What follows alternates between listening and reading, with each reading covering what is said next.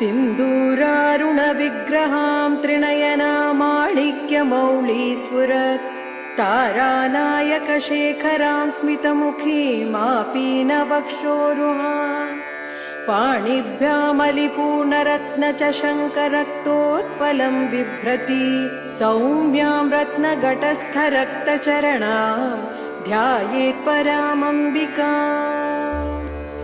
ॐ श्रीमाता श्रीमहाराज्ञी श्रीमत्सिंहासनेश्वरी चितग्निकुण्डसम्भूता देवकार्यसमुद्यता उद्यद्भानुसहस्राभा चतुर्बाहु समन्विता रागस्वरूपपाषाढ्या क्रोधाकारा कुशोज्ज्वला मनोरूपेक्षुकोदण्डा पञ्चतन्मात्रसायका निजारुणप्रभापूरमद्यद्ब्रह्माण्डमण्डला चम्पकाशोकपुन्नाग सौगन्धिकला